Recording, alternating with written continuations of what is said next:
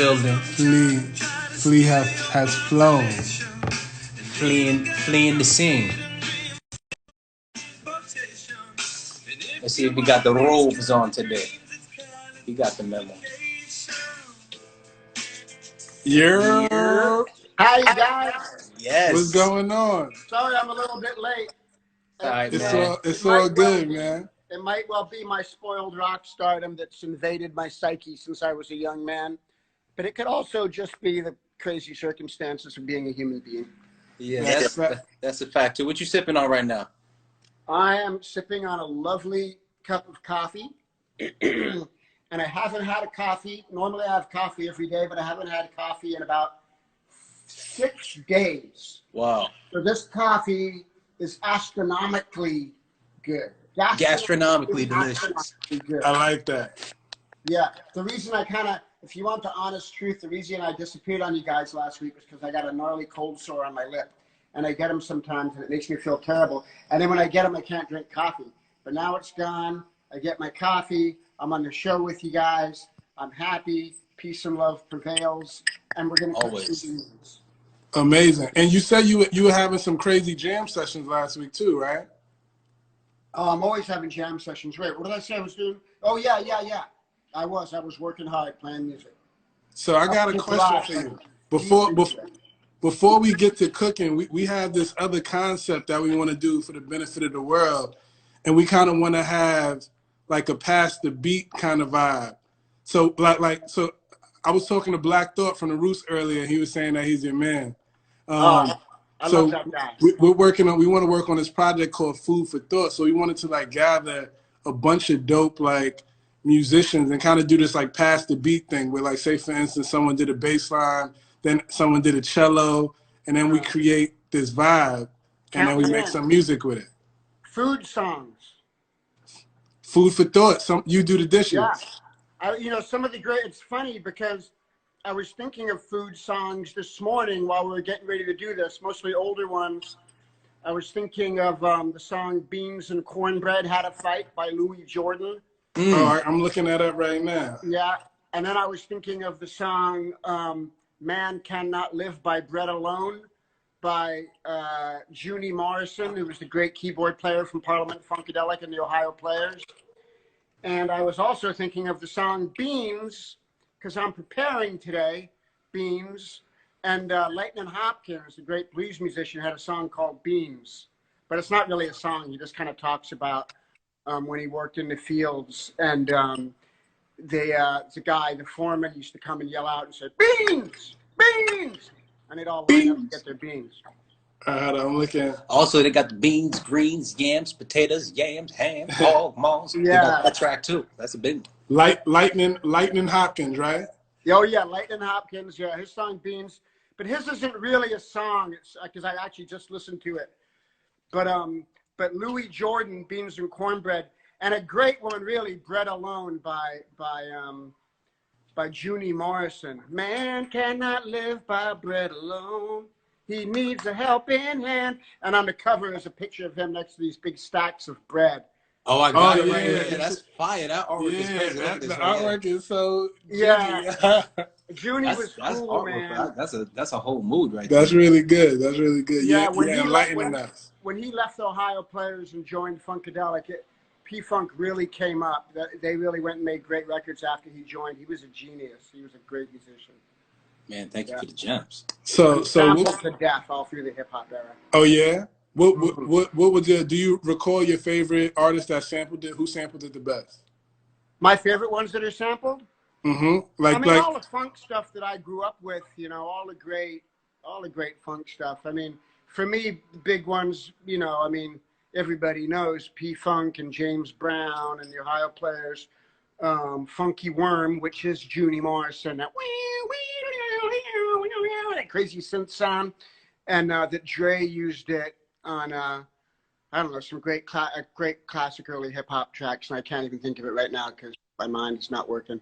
But tell them that you did the bass line for that. What's up, Mel? No, Bust a Move. Oh yeah, tell them. Melody told me to tell you that I did the bass line for Bust a Move. Okay. Oh, fire. Yo, you the greatest. That's right. You are. Fun fact. Fun fact.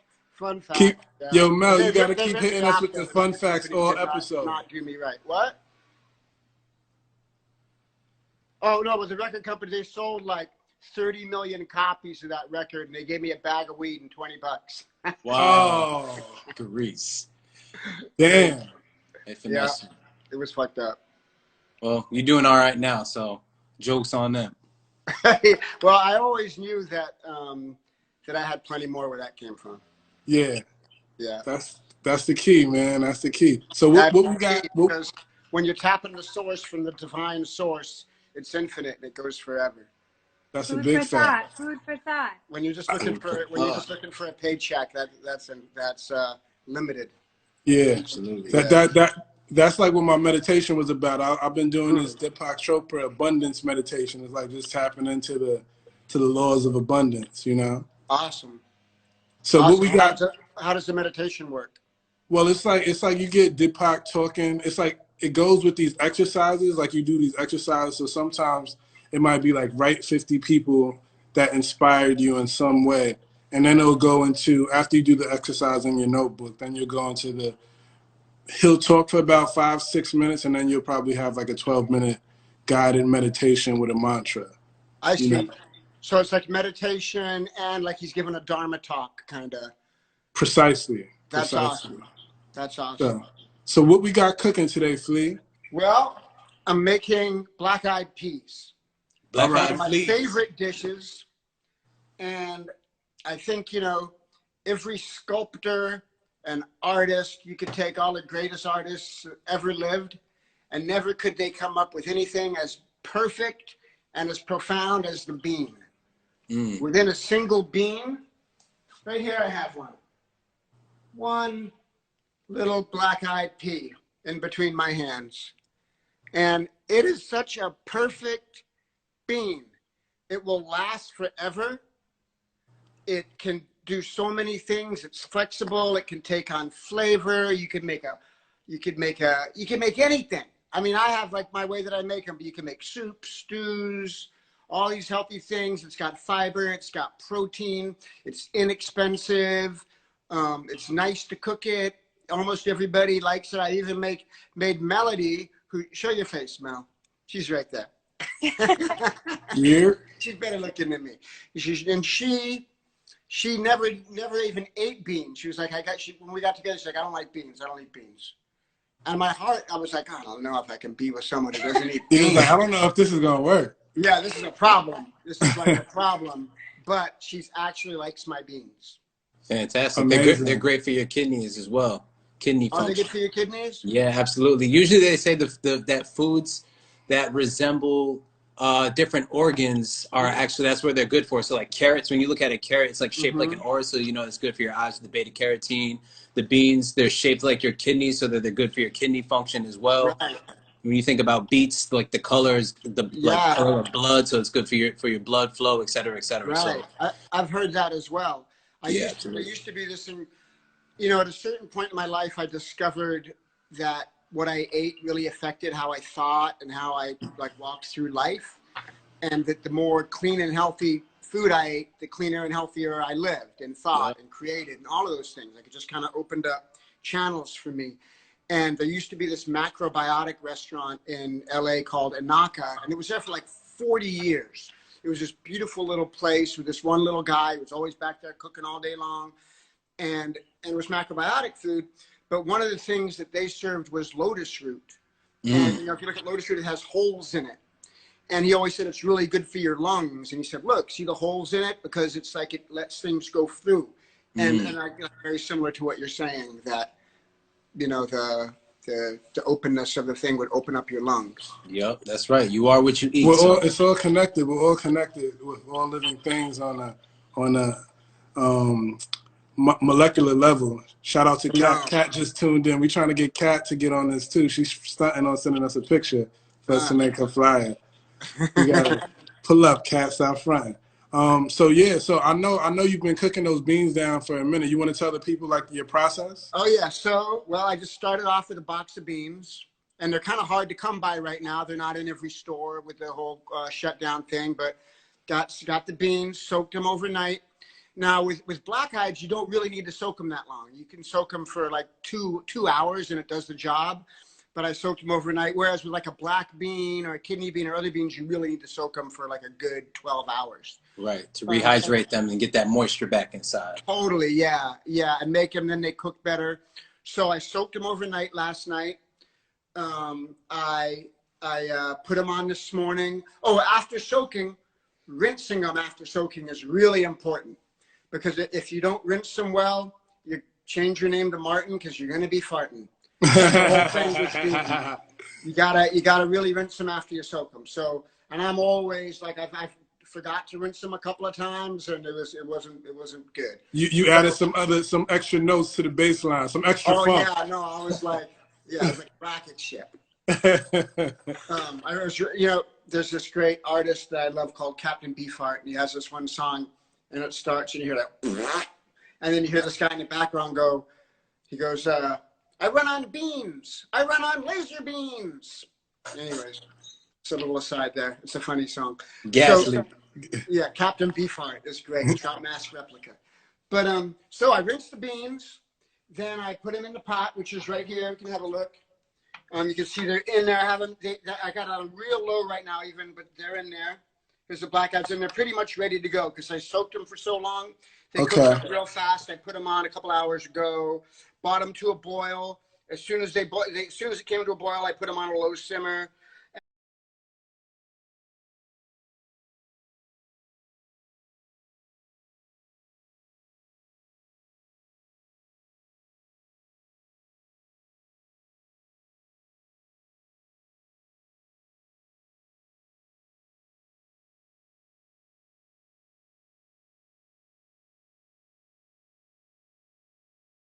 And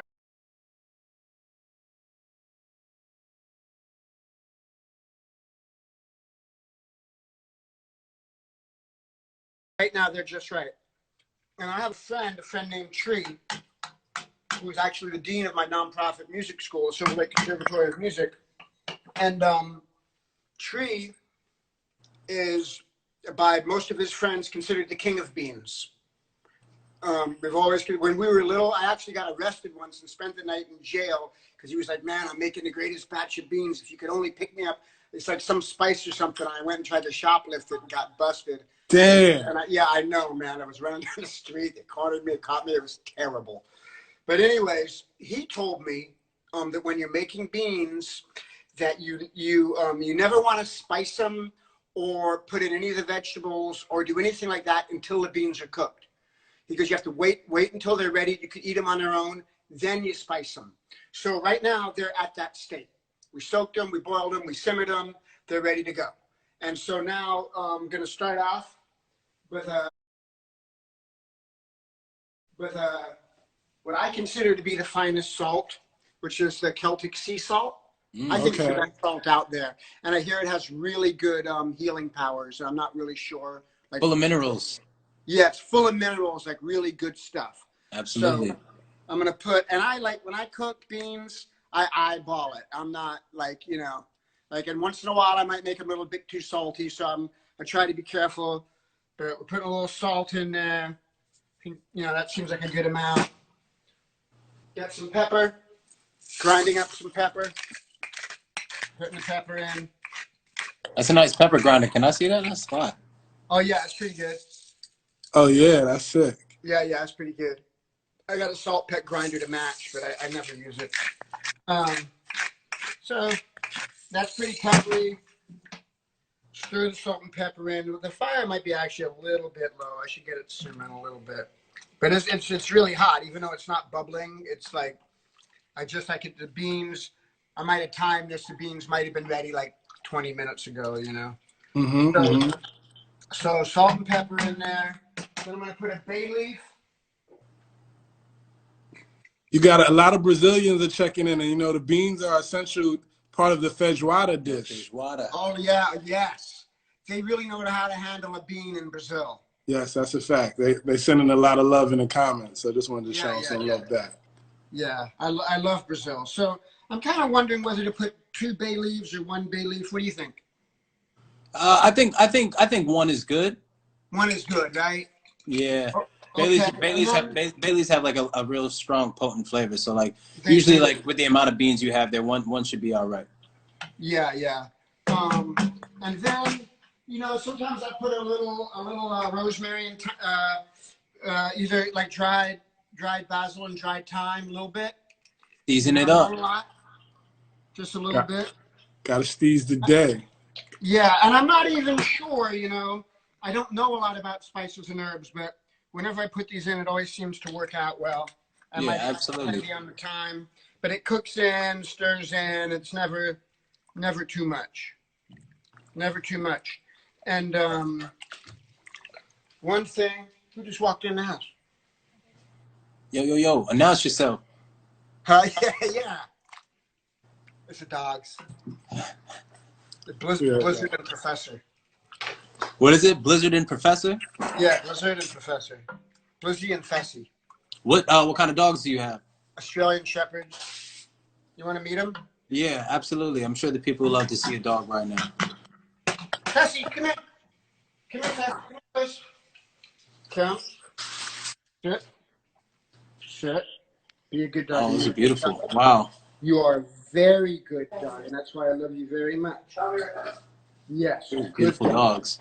Took them running up a big mountain yesterday. And they're very pleased about it.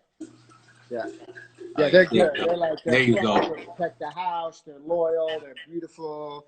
They're kind. They're cuddly. They're everything a man wants in a dog. Yeah, they're cute. That's another thing. Mel didn't even like dogs when we met, and now she likes dogs. Wow, man. Mel, you really opened up. Turned a new leaf. I have to open her up. Okay, so it's all Mel, what sacrifices has Flea had to make besides eating cookies that taste like soap? Nothing. Okay, so now one thing that I do not chintz on is the garlic. So yeah, 3 cloves. So I'm getting the garlic going. I'm gonna get the proper knife. I've had these knives for like 25 years. How do you keep them sharp? What's that? How do you keep them sharp? I don't do anything. They seem to stay pretty good, but I probably should. I probably should sharpen them. So my dad taught me. My dad's a really good cook. I didn't grow up with him. He's in Australia. He taught me that if you crush them just a little bit like this, that it comes off easy. The skin, what do you call it? The peel? Yep, skin? the skin. Yep, absolutely. Yeah, the skin comes off easy with a little crush. So I'm de-skinning the garlic. And what I'm going to do is, once I get the garlic going, I'm going to get the onions going. And then I'm going to... I know that knife. That's a Cutco. That's a vector blade. Yeah, that's what it is. Yep. Those knives actually do stay sharp forever. They have like a lifetime warranty. My brother used to sell them. They had like a lifetime warranty on them. Like if the blade ever gets dull, you could send that back to them and they'll just send you a new knife. Wow. I think that's awesome to know. I've had them for so long. And you know what? I'm not gonna chop it real fine because after I do this, I'm just gonna sweat them in the pan. Yeah. I'm gonna stick them in the pan, but I'm not gonna really saute them. I'm just gonna sweat them and sweat the onions, and then stick them in. Right. Just enough so they open up to release the flavor, but not enough so they're cooked. Sweat.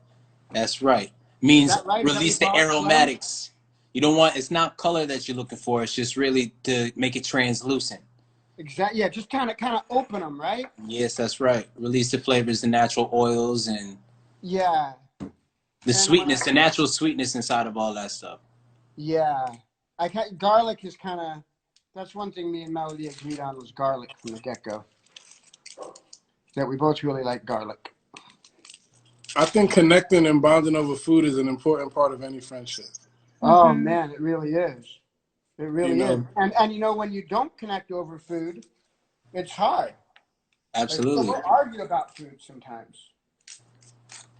Yeah, we will just straight argue about food. Because I think it's two schools, right? It's like some people that live to eat and some people that eat to live. Totally. And like, and also like, just like I'm not a good cook, and I'm completely uneducated about cooking. Like, I know, you guys really know how to cook, but I love cooking. Like, and the thing is, I've raised 2 kids mostly on my own. I have a 31-year-old daughter, and I have a 14-year-old daughter.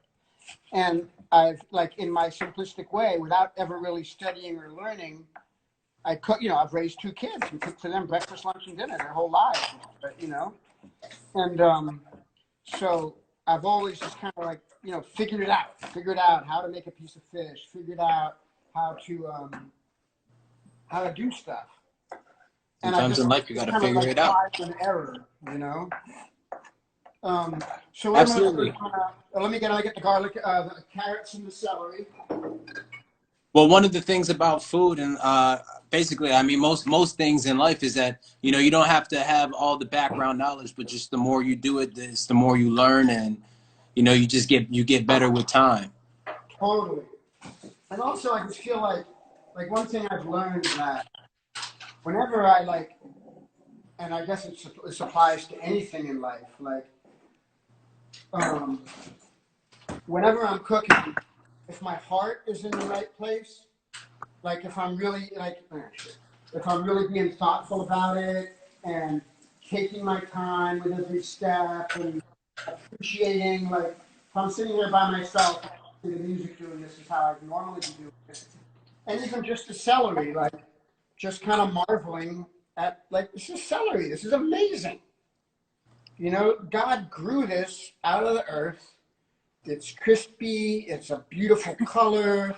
The properties that it has, like, Yeah, fantastic for your digestive system. Get those bowels working. If you just drink that celery juice, tons of fiber. Right. Yeah, isn't it? There's like a big trend with celery juice right now, right? It's high water content in celery. That's why. So Right. it's a good yield if you're drinking celery juice. And Flea, who out of the band, who do you think is the strongest cook in the band? Probably me. I don't really know. Chad cooks it all. Anthony doesn't really cook. He makes breakfasts. They might surprise me and be doing some stuff I don't know about. Like John is a wild cook. John Frusciante.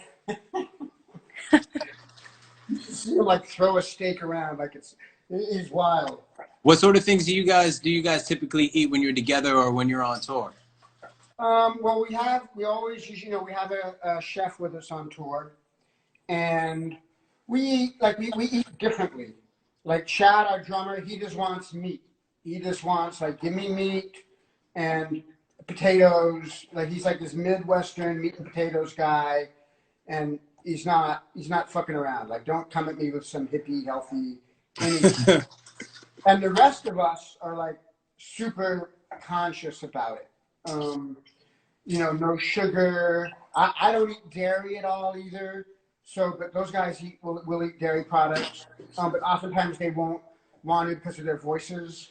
I don't do it because it just doesn't agree with my body. I'll get like snotty and like I feel mucus. Same. It builds the mucus in. Yeah, it gets the mucus going, and then I might get a cold or something, especially in winter. Like, I won't even, like, in summer, I'll eat pizza or something, but in winter, And I try really hard to eat seasonally, like in terms of fruit and vegetables, just to eat things that are seasonal. Like, I'm not going for summer fruits in the winter. Like, in the winter, I'm not going to eat a banana. Hell no. But I would say that my favorite fruit is the papaya. Oh, papayas are excellent. Papaya, and they're great for shakes. John really likes papayas in the shakes. He said it to me like 5 times this week. I really love papaya, and that I probably love papaya more than anyone you've ever met. Wow. You know how I can prove it? Show us. Papaya. Papaya. I was in the jungle in Costa Rica, sitting out in the middle of the jungle, and this guy showed up with a tattoo gun. He's like, "Let me give you a tattoo," and just checking on that. And I was like, and I had been sitting, I love papayas, and I was sitting like, at papaya, I was like half naked, I don't know, just like in my underwear or whatever. And I've just been like pigging out on papayas, like from sitting in the jungle. They're all over my face, my body. And I was like, write papaya on me. And first he went, I said, do it right here. And he did it right here. And you see that little dot? Yeah. Right there? Yeah, That yeah. was as far as it got. It got there. And I said, and I like, it didn't like, I mean, tattoos hurt, but it didn't hurt that bad. For some reason, I kept having like a nervous twitch. Like every time he put the needle to my thing, my skin went like, and finally I was like, oh, just don't do it. Just do it right here. So I just have that little spot right there. And at the time, I was dating this girl named Toby, and I came home and told her it was a T. Because I can't T for her. Yeah. Had to sell her a dream, man. What was I gonna ask you? One of our homies that was on the live just asked, "What's your favorite food memory, solo or with the guys with the band?" Well, with so many with the guys, you know, because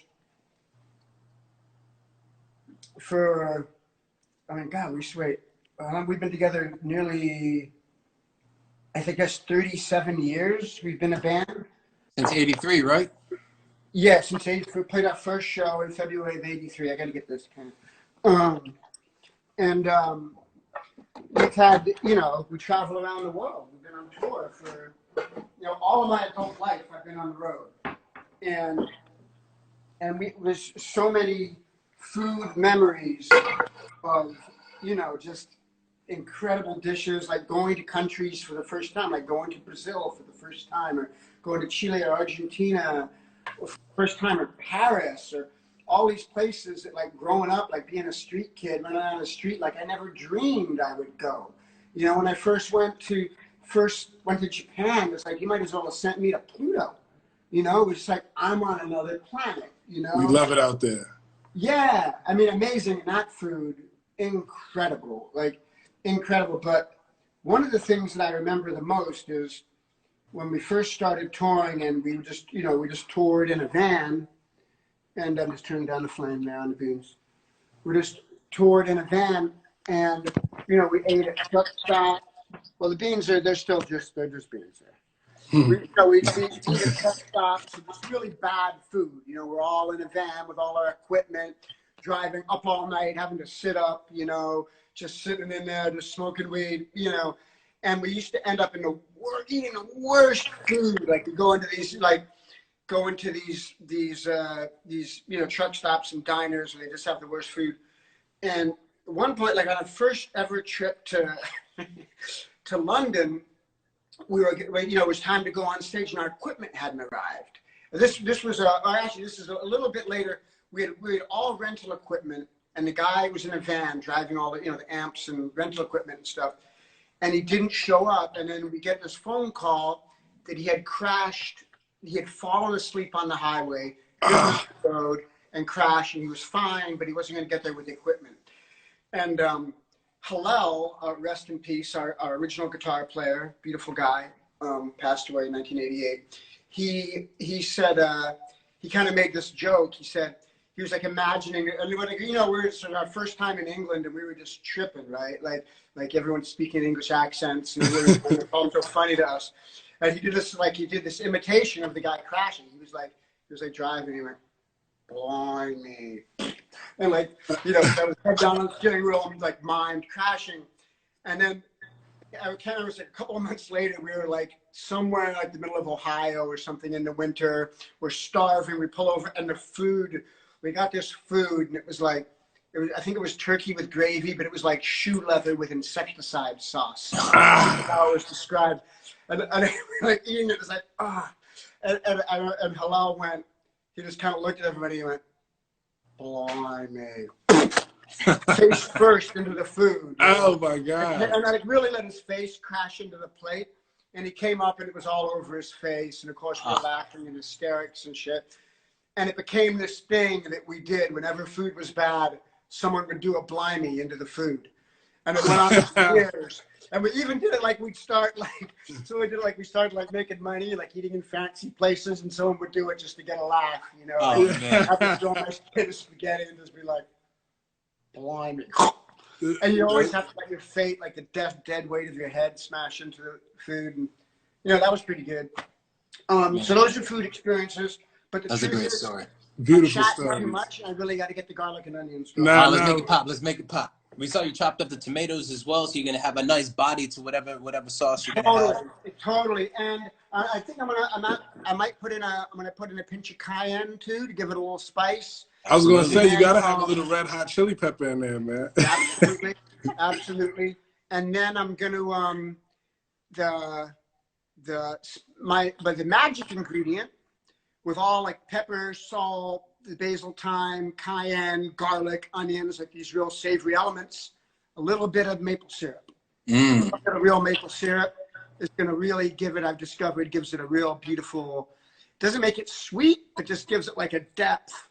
A little bit of balance, brings all those flavors together. The acid from the tomatoes and, you know, and all the seasonings from the beans that you cooked them in is going to be real nice.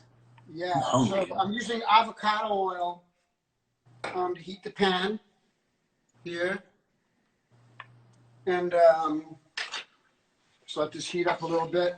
Now, you know, I use avocado oil because, and you guys know more about this than me, but avocado oil, it doesn't get, it can handle the heat, right? Yeah, it's got a high smoke point. High smoke point. When it gets real hot, it's like a carcinogen.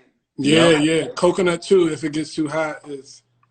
Yeah, coconut's good, right? It's healthy. Coconut is a lower smoke point than avocado, though. But it's good, but it's like if you heat it too, it burns fast. Right, okay. But avocado oil is good, right? Yeah, absolutely. Yeah, okay, so I'm going to sweat this garlic.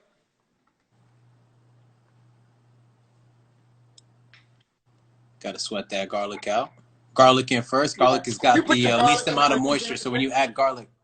What? Garlic has got the least amount of moisture out of everything that you're cooking with. So you add the garlic first so that you can cook it out. Because when you add the onions, the celery, the tomatoes, it's got a lot of water in them, so they leach out, and you won't be able to get as much caramelization or flavor out of the garlic if you were to add them all in together. So.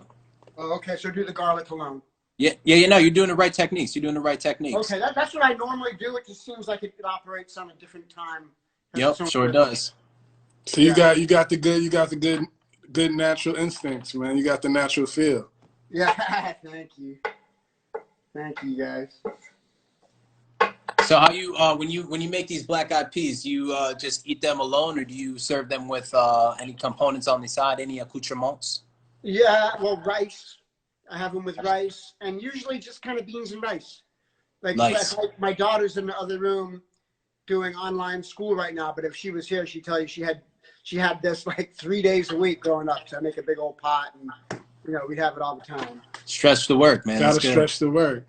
Yeah, and even though like I eat meat, not a lot of it, but I eat it.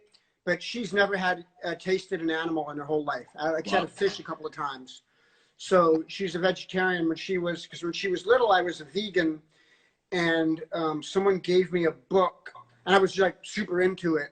And someone gave me a book for little kids about factory farming that it really explained what it was, And when she was like 3 or whatever, she read that, and she had never eaten meat, but then she understood what that really hit home with her and resonated with her powerfully. And she'll never eat it. She just won't ever eat it. So that's blessed. Well, she'll live a long time. So she won't be running into a lot of the issues that people run into in our country with, with high blood pressure and diabetes and all that stuff. So. Yeah, I think, being a vegetarian, you have to be really conscious about what you eat and eat it right. It's not always like that. But in general, I think, it's just like, it's out of balance, man. It's just out of balance. Like, I think it is natural for a human being to kill an animal and eat it, and animals kill each other and eat them. But the balance of the way that it's done with the factory farming and the slaughterhouses and all that shit, like, I think if everyone really understood and looked at what was happening, they just wouldn't eat it. Yeah. That's a fact.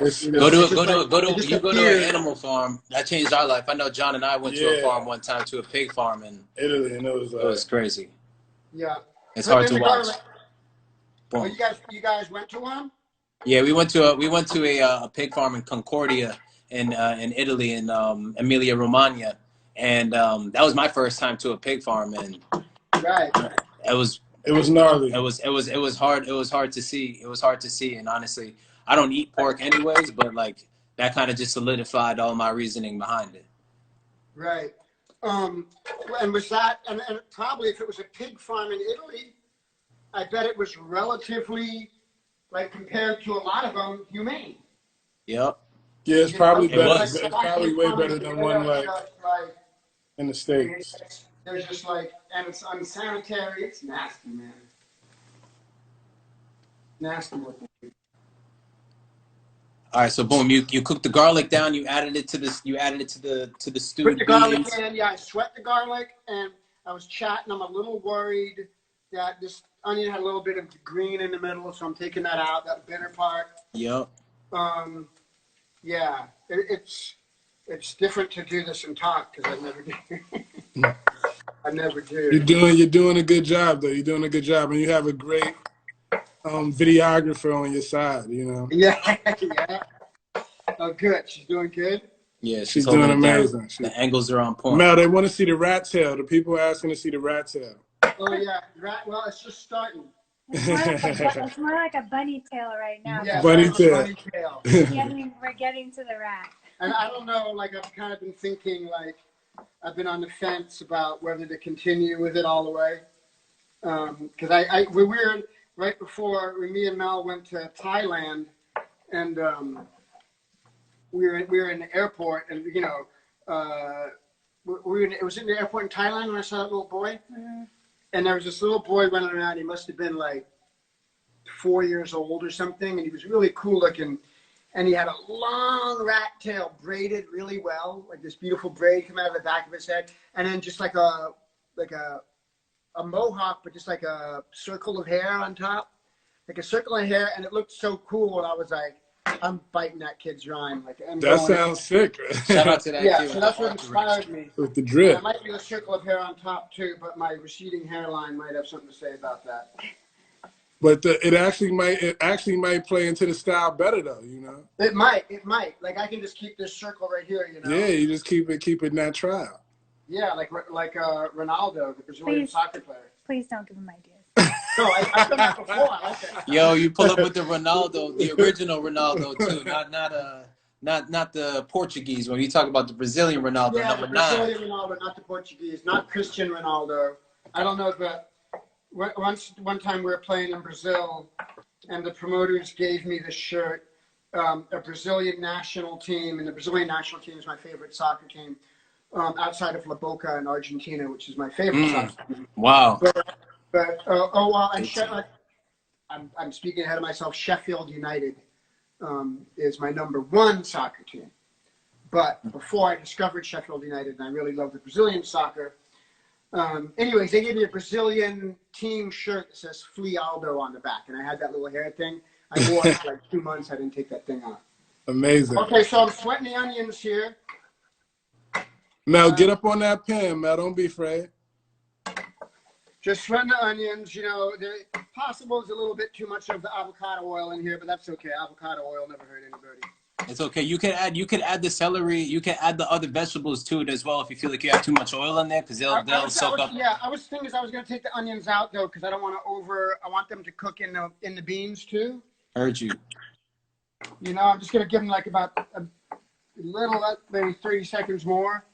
Then I'm going to get them going. You know what we should really do? I have this friend, my friend Joel, who I grew up with, and he's a Parisian dude, but he's from the island of Guadeloupe, but he's been in LA for a long time. And anyways, when we were kids, we lived together and we used to play music together. And he makes a paella, and once in a while he'll come over here and make a paella that is kind of the greatest food I've ever had in my life. And he does it totally by instinct. And he loves it, and he's just throwing food all over the place, and he's loud and wild, and I don't know. You guys should get him on. I'm telling you. That'd be sick. Yeah, make the link. Make the link. Yeah, I'd be his sous chef. Yeah, definitely link that up. We probably gonna end up turning this into like a book or some type of digital Yeah. project, a compilation of everybody's recipes. Yeah, I got these carrots. I forgot about these carrots. Let me just peel a few carrots real quick. Where's the peeler at? In there. Carrots in there. Little mirepoix. Yeah, and it's kind of a mirepoix, right? With Yep. celery and Celery, carrots, and onions. you know what I've been making lately that's been coming out really good is I've been making fish soup. You were saying it. You did that the day before Mel did her episode. So yeah, this fish soup. Oh What's the yeah. deal with this famous fish soup?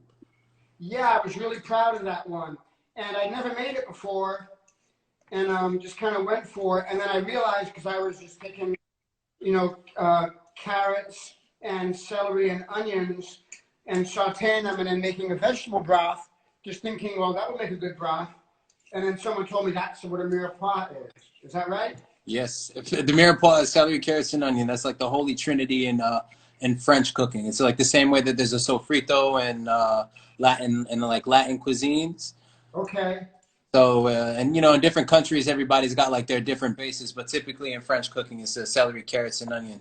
Okay. Wow, that's cool. And then New I made Orleans something is I celery, made celery, bell carrots, pepper, and and have it on the side of something. I think. Was that when I made that tofu, when I fried that tofu? No. It was something else. And it was good. Like, I didn't even make a stew with it. I just used it as like a side dish.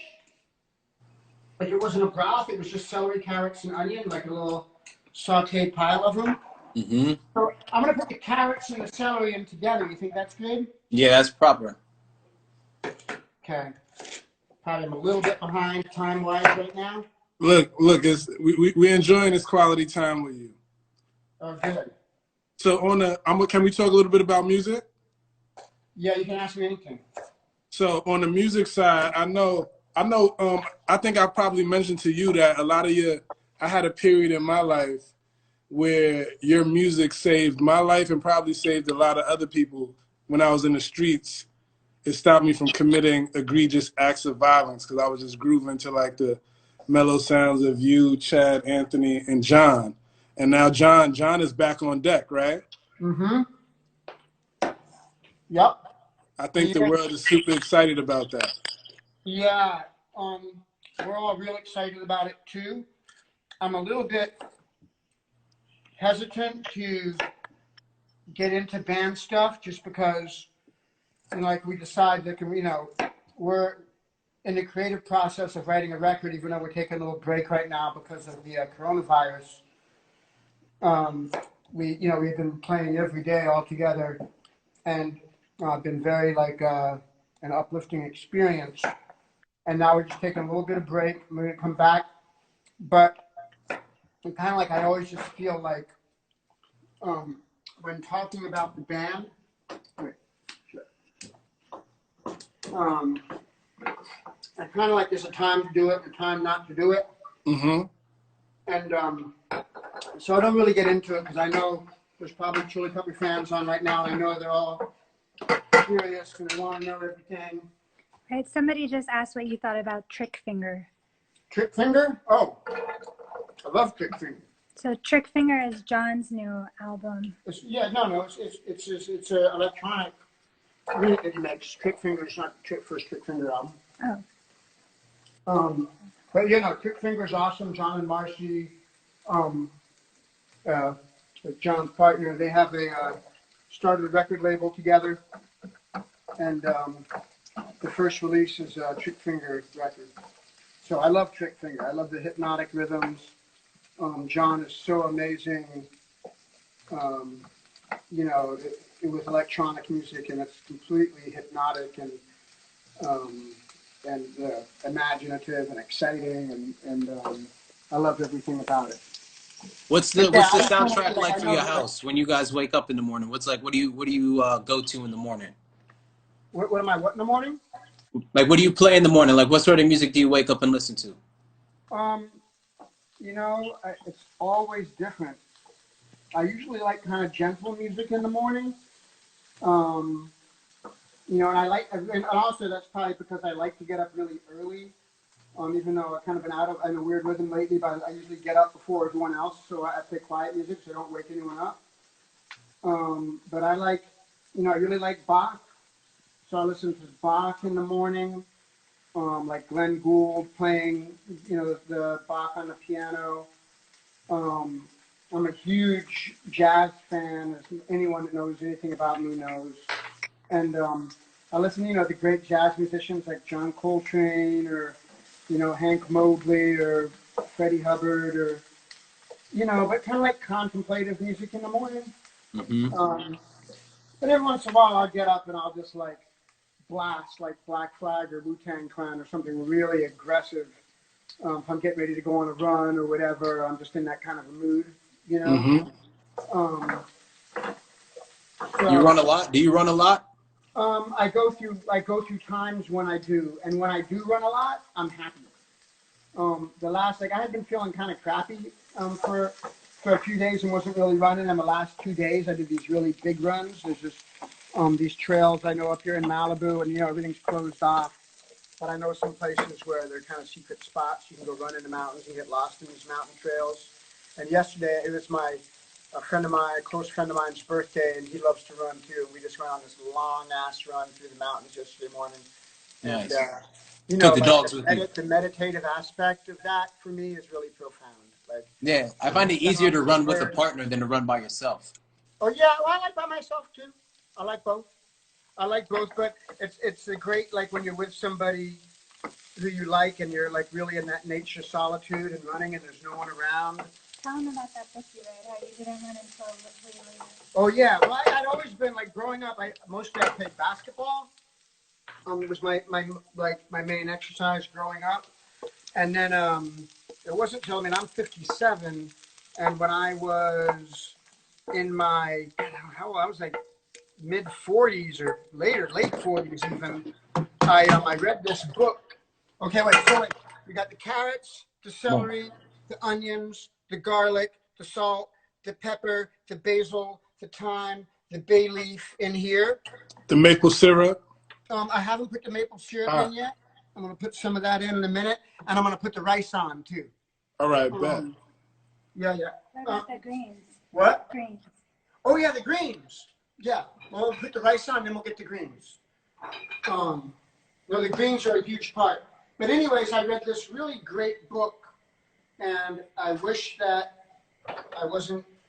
If I was a little sharper, I would tell you the author's name, but I can't remember it right now. Called Born to Run. And in this book, the guy kind of theorized that the reason that Homo sapiens outlasted Neanderthals was because we run. Because Neanderthals were smarter, they had bigger brains, they were physically stronger, but they were like kind of short and squat, and Homo sapiens was tall and could run long distances. And because we could run down prey, like you could chase a gazelle for, 3 hours, even if you sprint fast, eventually you're going to wear it down, it's going to collapse with exhaustion, you can kill it and eat it. So we could run and hunt food because we ran. That's why Homo sapiens survived and Neanderthals died out.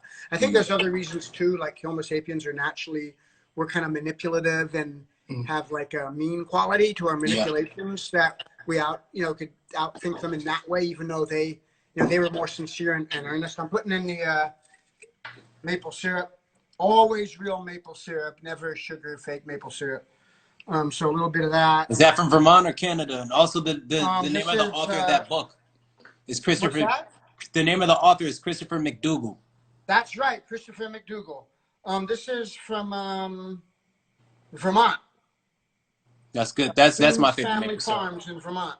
That's my favorite maple syrup. Is from Vermont. Oh, that's your favorite, Coombs? Yeah, I like Vermont maple syrup over anywhere else, to be honest. Oh yeah, okay, cool. It's amazing stuff. Okay, so we got the spices in there. And what we're gonna recap what you're making. I'm making black-eyed peas. I'm making black-eyed peas. We soaked the peas, we simmered the peas, we put in the garlic, the celery, carrots, onions. Sometimes I use bell pepper too. I'll put in some bell pepper, saute some bell pepper. And oftentimes it's whatever I've got, whatever vegetables are around. Like there's some beet greens in the fridge. Okay. But But luckily here in this house, I'm going to put the rice on, bring it to a boil, put it on simmer. Then we're going to go out into the garden and pick some greens.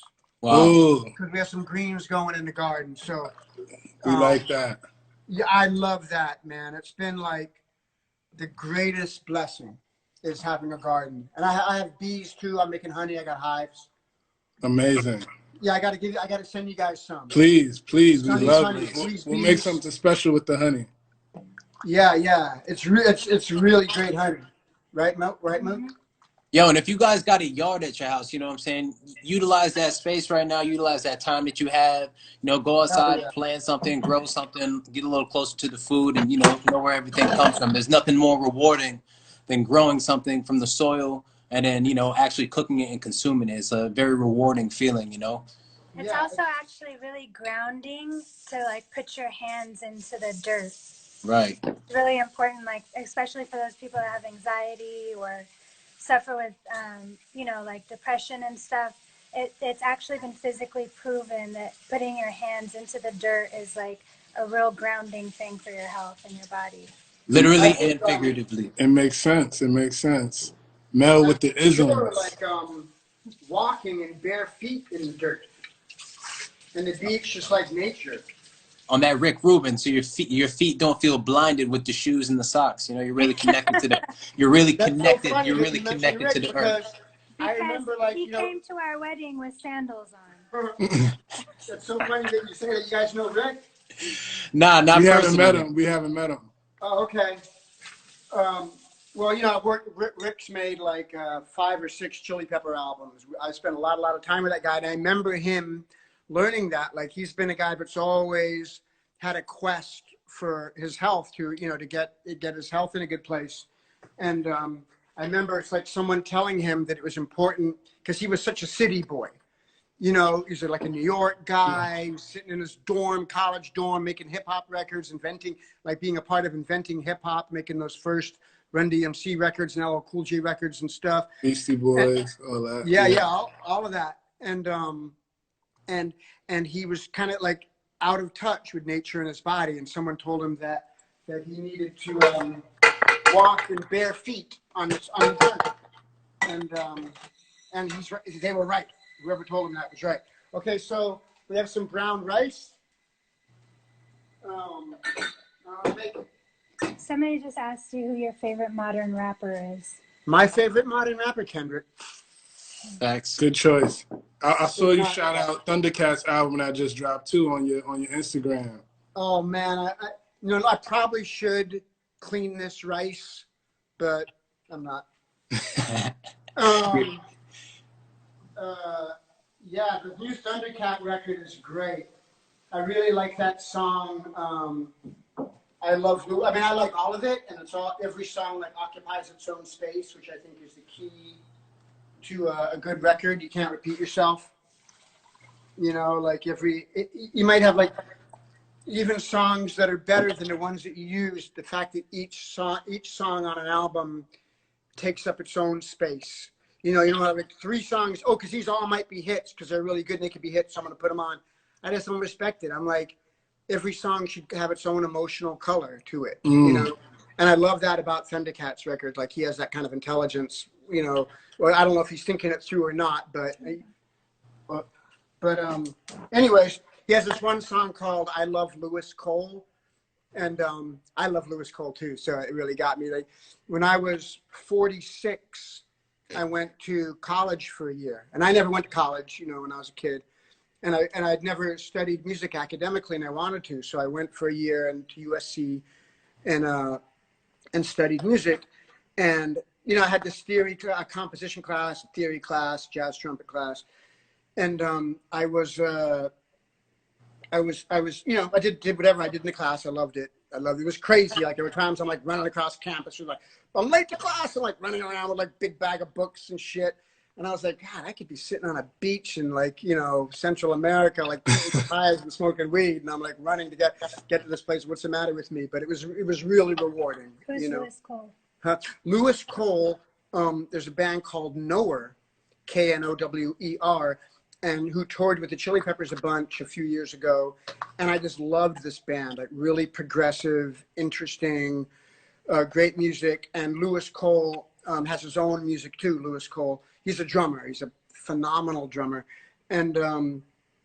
And so and then it turned out that Lewis Cole was in that class with me. Like I never met him, he never introduced me. But I remember there were these two like guys kind of in the corner of the class who were just kind of weird and always making little jokes. And I could tell they were like really on their own trip, but I was, you know, on my own trip. I never like, but then I'm on tour with this band. He's like, yeah, we were in the class with you at USC.